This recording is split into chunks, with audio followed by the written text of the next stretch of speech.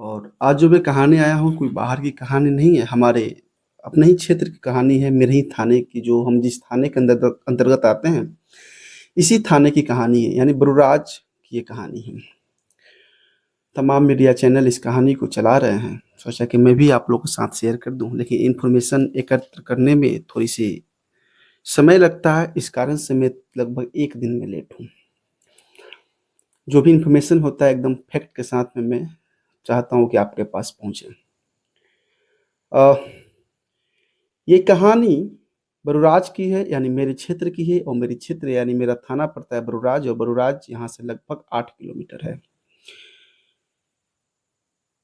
एक भाई, सुबह 8 बजे के समय था और अपने घर पे प्रतिदिन की तरह पूरे घर की महिलाएं घर पे काम कर रही थी, माता बहनें खाना बना रही थी, बच्चे सब स्कूल जाने की तैयारी में थे, और वहीं पे उस घर के जो लड़का होता है वहीं पे उसी फैमिली के साथ मिलजुल के काम कर रहा था, सुबह घर पे था। तब तक उसके मोबाइल में एक अननोन नंबर से, यानी एक न्यू नंबर से तबातोड़ मैसेज आ रहा है उसके ऊपर, और मैसेज में केवल वीडियो आ रहा है, फोटो आ रहा है। तो एक फोटो को डाउनलोड करता है तो देखता है कि एक लड़की, आपत्तिजनक रूप में उसका चेहरा उसमें नहीं दिखाई दे रहा था जिस फोटो को डाउनलोड किया था, और उसका पूरा मतलब अ, अर्धनग्न समझिए, पूरे बॉडी के ऊपर कोई कपड़ा नहीं था, इस तरह का उसका फोटो आया था। फोटो आने के बाद वो सोचता है कि अगर मैं अभी डाउनलोड वीडियो फोटो करता हूँ तो हो सकता है मेरे घर में जो बच्चे देख लें, इसलिए वो समय का इंतजार करता है कि जब सब स्कूल चले जाएंगे तो फिर मैं इसको डाउनलोड करके एंड उसको मैं देखूंगा। ठीक वैसा ही होता है, तकरीबन 11 बजे 12 बजे का समय होता है, सभी लोग काम वाम करके, हमारे गांव में समाज में ऐसे ही काम होते हैं यहाँ पे, कि 8 9 बजे तक सभी लोग खाना वाना जो होता है घर पे बना के खा लेते हैं। फिर उसके बाद जिनको दफ्तर ड्यूटी, जिनको जहाँ जाना था चले जाते हैं। गाँव की महिलाएं अपना घर में अगर बोल काम करती है, किसान वाली जगह है, तो फिर अपने खेत में सभी लोग चले जाते हैं। तो ये भी लड़का क्या करते हैं, जब सभी चले जाते हैं तो फिर वो मोबाइल की एक एक टोटल वीडियो को डाउनलोड करता है। डाउनलोड करने के बाद देखता है तो उसमें मतलब बहुत गंदे गंदे वीडियो थे, और फिर वो वीडियो को देखता है तो फिर वो देख के ही उसके पैरों तले जमीन हिल जाती है, दिमाग उसका हिल जाता है, क्योंकि वीडियो किसी और का नहीं था, उसकी अपनी बहन का वीडियो था। यानी जिस लड़के के पास जो एमएमएस आया था उसकी बहन का वीडियो था। शुरू शुरू में इस बात को छिपाने और दबाने की बहुत कोशिश करता है, लेकिन फिर ऐसा होता है कि फिर उसी दिन शाम में, रात में और भी वीडियो और भी मैसेज और गलत गलत बातें लिख के आ रहा था। लास्ट में उस वीडियो के बारे में अपनी बहन से वो बात करता है, फोटो के बारे में। तो बात करता है तो सारी बातें वो बताती है। नमस्कार दोस्तों, मैं राज वर्मा आया हूँ फिर आज न्यू एक कहानी के साथ में। आशा करता हूँ ये कहानी आपको पसंद आएगी। एक लड़की जिसकी ख्वाहिशें थी कि वो बीपीएससी अधिकारी बने, और बिहार की रहने वाली थी, मेरे क्षेत्र की रहने वाली थी। हमारे घर से साहेबगंज का दूरी तकरीबन 10 किलोमीटर हुआ, और हमारे घर से मुजफ्फरपुर का दूरी तकरीबन 40 किलोमीटर हुआ। एक लड़का होता है जिसका नाम होता है जयप्रकाश। वो बरूराज, यानी हमारे बरूराज के रहने वाला निवासी होता है। वो अपने मामा की बेटी, जिसका शादी हो चुका था, वो बेटी के मतलब मामा की बेटी के ननद को देखता है, यानी उसके मामा की बेटी के ससुराल जाता है भाई बनकर, और वहां पे उसके ननद को देखता है। काफी दिखने में सुंदर भी थी, आकर्षित भी थी। अब देखने के बाद क्या होता है कि वो उससे दोस्ती करता है, दोस्ती धीरे धीरे प्यार में बदल जाता है, प्यार से फिर एक दूसरे के रिलेशनशिप में आ जाते हैं। लेकिन गांव समाज में ऐसा होता है कि जो मुंबई, जो दिल्ली में सुनने को मिलता है, वो गांव समाज में काफी दूर वो बात होती है। तो मतलब अ, समझ सकते हैं कि वो एक दूसरे से चोरी छुप के मिलते थे, और मिलने के दरमियान उनके मतलब काफी समझ सकते हैं प्यार मोहब्बत काफी उनके आगे तक बढ़ चुके थे। तो काफी वीडियो भी उसके पास था, वो लड़का के पास। अब यूँ होता है कि वो लड़का लड़की ग्रेजुएट थी, बीपीएससी की तैयारी कर रही थी, पटना में रहती थी, फिलहाल घर पे रहती थी वो। ये लड़का कम पढ़ा लिखा था लेकिन इलेक्ट्रिशियन था, और ये गोवा में काम करता था। दोनों में तकरीबन 4 साल तक प्यार मोहब्बत चला। अब आती है शादी की बात। लड़के वाले के घर पे न्यू न्यू रिश्ते आते हैं, लड़की भी, उसके माता पिता अच्छे अच्छे मतलब रिश्ते को तलाश करते हैं। जब ये वीडियो आता है तलाश करते हैं, लेकिन इस बीच होता क्या है कि दोनों परिवार एक दूसरे से शादी करने की बात किए, लेकिन बात जमी नहीं। तब तक ये लड़का ये लड़की एक दूसरे से वीडियो कॉल पर बात करते थे। ये लड़का जाता है गोवा, गोवा से एक दिन कॉल करता है, और कॉल करता है तो ये लड़की भी अपने घर पे बीपीएससी के नाम पर पटना जाती है, वहाँ पढ़ाई करती है। और तब तक उसके पीछे वीडियो कॉल में एक लड़का इसको दिखाई देता है। कौन? गोवा वाले लड़की फोन करता है अपने प्रेमिका के पास जो बीपीएससी की तैयारी कर रही थी, और उसके पीछे उसके रूम में एक लड़के दिखाई देता है। पूछता है कि कौन है, तुम्हारे रूम में क्या कर रहा है। फिर वो लड़की कोई ना कोई बात समझ के बात को टालती है। अब यहीं से इन दोनों में शक फायदा शुरू हो जाता है। जितना गहरा प्यार था उससे कहीं गहरा नफरत पैदा होता है। नफरत पैदा होता है, लड़का अपने गुस्सा में आके बोलता है कि मैं तुम्हें छोड़ूंगा नहीं, ये कर दूंगा, वो कर दूंगा, सारी बातें बताता है, बोलता है, उसको भड़ास निकलता है। और फिर वहां से इन दोनों में दूरियां शुरू हो जाती है। एक दिन अचानक उसके भाई के मोबाइल पर एमएमएस आता है, जो आपको मैं बताया हूँ। और एमएमएस जब आता है तो ये बातें अपने परिवार परिजन सभी को बताता है। लड़का अपने बहन को भी बताता है। बहन सारी बातें बताई थी, को हमसे बहुत ज़्यादा प्यार करता था और हम लोग एक दूसरे से कई बार मिले भी। लेकिन एक दिन एक लड़का मेरे बगल में देख लिया, तब से वो मेरे ऊपर शक करने लगा। और शक करने के दरमियान ये होता है कि वो मतलब हम लोग को प्यार में बहुत कमी आती है, एक दूसरे से हम लोग दूर होना शुरू कर देते हैं। अब बात ये था कि बार बार वो लड़का वो एमएमएस पे धमकी देता था कि अपनी बहन से मेरी शादी करा दो, उसकी ज़िंदगी बर्बाद कर दूंगा। ये वो उसके भाई के पास, भाई माता पिता सभी लोग परेशान। एक प्लान बनाते हैं। प्लान बनाने के बाद क्या होता है कि बोलते हैं कि तुम उसको बोलो गोवा से मुजफ्फरपुर आने के लिए। और मुजफ्फरपुर जब वो आते हैं, आने के बाद फिर वहाँ हम लोग देख लेंगे। ठीक लड़की वैसे ही बोलती है कि काम करो, जो गलती हुआ उसको माफ़ करो, और मैं तुमसे बेहद प्यार करती हूँ।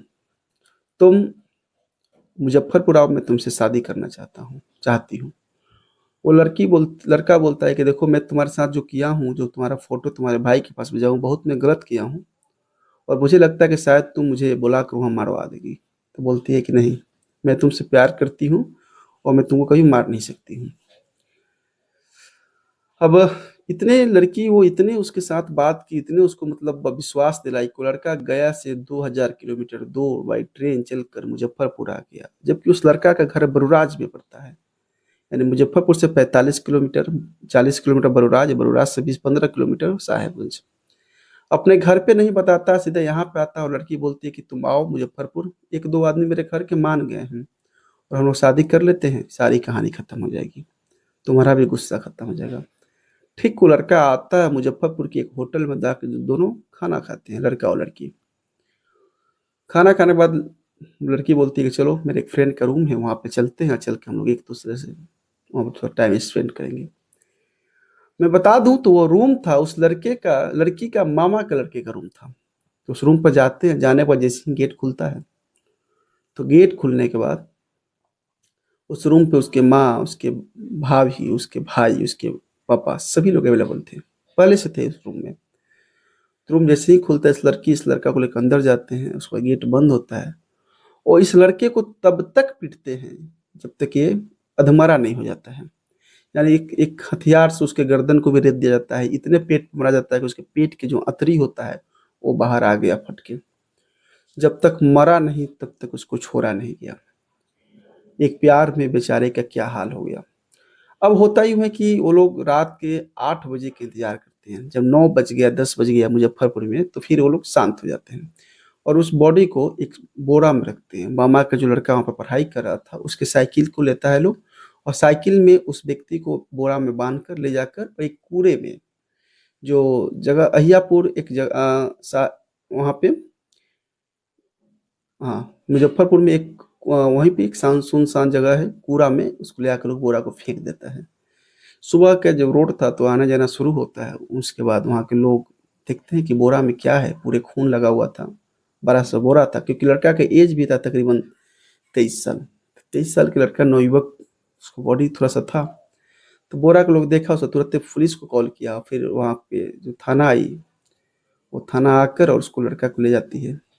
अब ये सारी कहानी, थाना तो उस लड़के को ले गई, लेकिन किसी को पता नहीं था कि यहाँ पे बॉडी कहाँ से आया। लेकिन ये 3 व्यक्ति, जो एक ने साइकिल चलाया, उसके साथ 2 आदमी पीछे खड़ा गए थे बॉडी को फेंकने, तो वो ये समझ के गए थे कि शायद हम पकड़े नहीं जाएंगे। यहाँ पे माता पिता को कुछ पता नहीं है कि हमारा लड़का कहाँ है, कहाँ मर गया, क्या किया, परराष्ट्र की। अब एक बरुराज थाना क्षेत्र में इसके माता पिता जाके कंप्लेन लिखवाते हैं कि देखिए मेरे बच्चे 4 दिन से गोवा गया था, वहां से फोन नहीं कर रहा है। बार बार कंप्लेन जित करने पे बरुराज थाना कंप्लेन लिखता है। इनका ठीक है, आप एक और पता कीजिए। फिर होता यूं है कि पुलिसकर्मी एक लाश के पास ले जाते हैं और ले जाने के बाद बोलते हैं कि पता देखो ये तुम्हारा लड़का है क्या। जैसे ही माँ उसके पिता उस लाश को देखते हैं, देखने के बाद दोनों के दोनों रोने लगते हैं, बिलखने लगते हैं कि हमारे बच्चे को किसी के साथ कोई दुश्मनी नहीं थी तो कैसे हो गया।